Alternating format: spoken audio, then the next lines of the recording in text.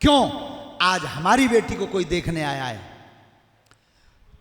कल हम जाएंगे, कोई हमारे यहां आएगा, बात वही सबके लिए बन जाती है। तो कभी भी बेटी का अपमान नहीं करना चाहिए। आज भोलेनाथ कहते हैं कि लड़की को पूछ लो।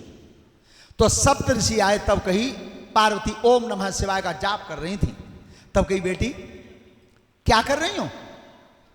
क्या मैं शिवजी से विवाह करना चाहती हूं? क्यों? अब महात्मा ने वो लड़की मजबूत करी। बेटी एक आध सांप को मंत्र जानती हो? जहर को कटोरा लिसरो रह जा, पानी पी लेगी, पचा लेगी। किन्ने बहका दी हो? सब शरीर में सांप लिपटे रहते हैं। पार्वती ने की, नारद जी कह गए। नारद जी तो गोस्वामी जी बता रहे हैं कि नारद जी की बात को महात्मा कह रहे हैं कि नारद सीख सुने नर नारी, अवश्य भवंत जो होए भिखारी। तो नारद की बात मान नहीं हो? ए बाबा, एक बार कहो चाहे 1000 बार कहो, शादी करूंगी तो अब शिव जीते ही। सोई महात्मा मुस्कुरा के लड़की मजबूत है। लेकिन इधर जब लौट के आए तो शिवजी फिर समाधि में सो गए। अब शिवजी जब समाधि में सोए तो मन में विचार किया, अब जगें कैसे? एक सभा एकत्रित हुई देवताओं की, जगाने कौन जाएगा? जगाने कौन जाएगा? तब कामदेव तैयार हुआ और किसी की हिम्मत नहीं पड़ी। लेकिन ध्यान रखना, कामदेव ने जो भावना पैदा की थी अपने मन में, वो भावना अगर आज भी बन जाती है हमारी और आपकी, तो आज भी सत्य है। आज भी सत्य है। कौन सी, क्या भावना बनाई उसने? के परहित सरसा धर्म नाय भाई, पर पीड़ा समनाई अधमाई। राम सिया राम बोलो, राम सिया राम, ए राम सिया राम बोलो। एक विचार करना, कथा ये सिखाती है, तुम्हारे बनाने से अगर किसी का काम बन जाए तो बना देना, यही सत्य हुआ है। और अगर ये भावना पैदा है गई कि मेरे मकान की दीवार पूरी गिर पड़े पर पड़ोसी की भैंस मच जावे, यही कलयुग है, यही कलयुग है। इस भावना को कभी पैदा मत करना। आपको पता होना चाहिए, भोलेनाथ से पार्वती ने केवल एक बार कही थी कि महाराज मैंने तुम कबू हंसतना देखी, तुम कभी हंसते नहीं हो। भोलेनाथ ने की पार्वती में 2 बार हंसता, 2 बार। कब? एक तो मुझे हंसी तब आती है तब किसी का काम मैं बना रहा हूं और दुनिया वाले बिगाड़ना चाहते हैं, तब भी मुझे हंसी आती है। और एक बार हंसी तब आती है तब मैं बिगाड़ दूं और दुनिया वाले बनाना चाहें, तब भी हंसी आती है। अरे जिसका भगवान बनाने वाला पैदा हो जाए, उसे बिगाड़ने वाला कोई दुनिया में पैदा नहीं हुआ। श्रोता बंधु, तो उस समय आज भोलेनाथ आसन पर थे, लेकिन कामदेव चला है। कामदेव ने अपने विस्तार को बढ़ाया, और इतना बढ़ाया कामदेव ने कि कामदेव जिस समय पूरे विश्व पर कब्जा कर रहा था, श्रोता बंधु, उस समय गोस्वामी जी लिखते हैं रामचरितमानस में के सदाचार जप जोग बिरागा, सब है विवेक कटि को सब भागा। राम सिया राम बोलो, राम सिया, ए राम सिया राम बोलो। ध्यान रखना, जितने भी ऋषिगण थे, मुनिगण थे, सब बेल पया पेड़ पर लिपट गई, तलैया तालाब में मिल गई, नदियां भाज के सागर से मिल गई। पूरा विश्व बेचैन हो गया कामदेव के प्रभाव से, लेकिन शिवजी नहीं जगे। जब भोलेनाथ नहीं जगे, और तब वो कामदेव वृक्ष पर चढ़ा है। फूलों का धनुष था, 5 बाण तरकस में थे, मछली की ध्वजा लगी हुई थी रथ पे, और कामदेव की पत्नी का नाम था रति। रति रथ में विराजमान थी।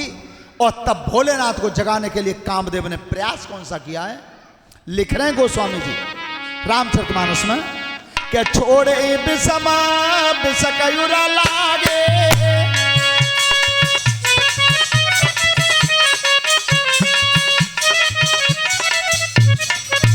अरे छोड़े ही बिसम बिसकयुरा लागे, और टूट समाधि संभुत जागे।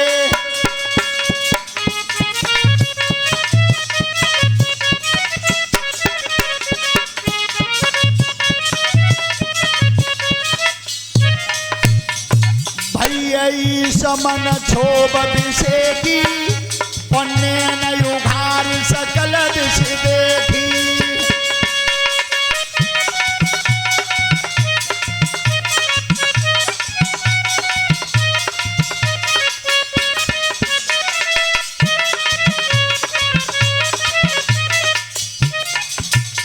सौरभ पल्लव मदन विलोका और भय क्रोध कंप्यु त्रिलोका।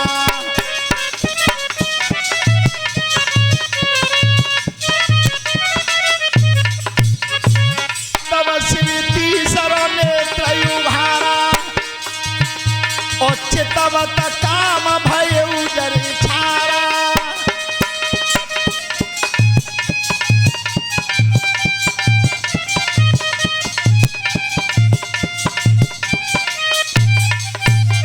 रखना जिस समय क्रोध में तीसरा नेत्र खुला, कामदेव जल के बसा। अब रति आई, रति को असगुण हुआ। ध्यान रखना, असगुण कौन सा हुआ है? असगुण वो हुआ है जिस पर गुरुजी आपने कल चर्चा की थी। असगुण हुआ रति को, किस तरह से? अरे जाकू बात भैया आना होती,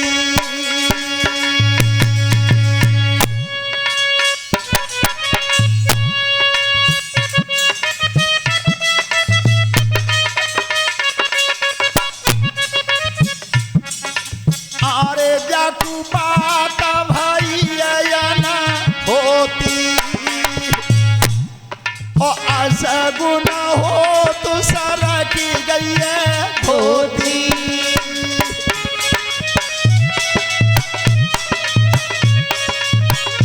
आपने देखा होगा पहले हमारी माताओं की साड़ी अचानक सिर से गिर जाती थी तो वह असगुण मानती थी। सिर पे धोती अचानक गिर जाती, वो असगुण मानती थी। और आज शीश पे से उतर के कंधा पे आ गई, सो फैशन बन गई। कितना अंतर रहा भारत की संस्कृति में। असगुण हो तो सरकी गई है धोती, और कानन टूटी गई ज्योति।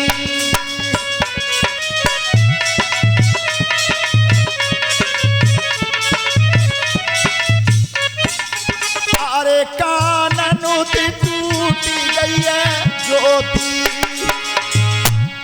और खुली गई है गूंज बिखरी गए मोती।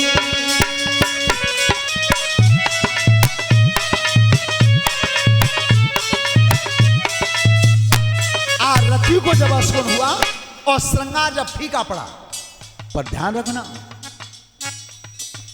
जब जब पति पर संकट आता था पहले, और उस समय जब आचरण को बढ़िया मजबूत निभाती थी, तो सबसे पहले श्रृंगार बता देता था कि तुम्हारे पति पर संकट है। श्रृंगार फीका पड़ता था। अरे नथुनी को निकल गहो नैया, और माल मुहो मारे कहूं सैया।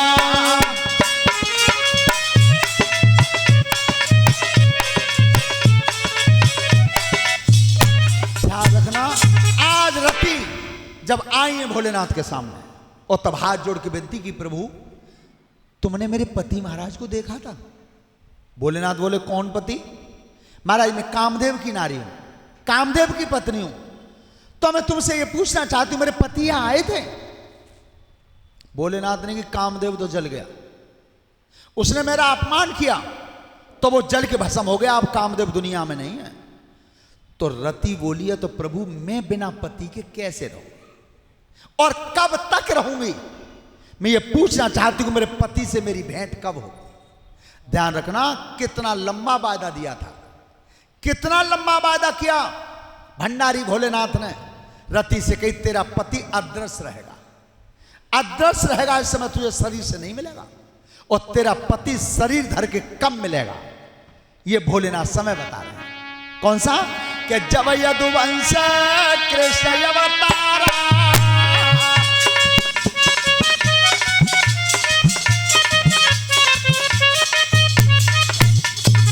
जब यदुवंश कृष्ण अवतारा हो यही हरण महामही भारा।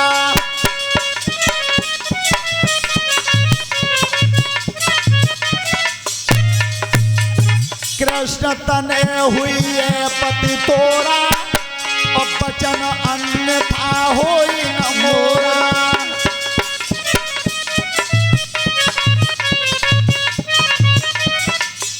जाओ, तुम्हारा पति इस समय नहीं मिलेगा। जब यदुवंश कृष्ण अवतारा, द्वापर में जाकर के कृष्ण का अवतार होगा और कृष्ण के यहां उनके अंश से जो बेटा पैदा होगा वो तेरा पति कामदेव। इतना लंबा वचन दिया, रति लौट। अब भोलेनाथ तैयार हुए हैं। तब कही देवतन ने, हेमंचल महाराज अब एक काम कर दो, जल्दी से जल्दी लेकिन लगन पत्रिका बनवा के भेज दो, नहीं काउ दिन मनवाएगा ताई दिन फिर सो जाएंगे। तो विवाह बना देवठान का। आज तक वो परंपरा मौजूद है, काऊ को ब्याह कबऊ न बने, वो देवठान को कर ले। अब लगन पत्रिका तो बनाई और नाई और ब्राह्मण दोनों चल दिए, दोनों। अब खुशी क्या थी? खुशी जी के राजा की लड़की की शादी है तो भैया दक्षिणा अच्छी मिलेगी। जब वे दोनों निकल के चले तब कही कि दक्षिणा मिलेगी तो लांगे काहे में। नाई ने कही, महाराज मैंने तो जे सुनी है कि मां कछु है ही ना है, मिले हो तो तब तब कछु हो बे। अरे राजा ही लड़की से कुछ मिले हो ना, महाराज मिले हो तब ले आएंगे, चलो। जैसी वो दोनों पहुंचे पर्वत पर चढ़े ऊपर, विप्र देवता बोले नाई थी कि जी बता, ए लला कौन से गांव में आए हो?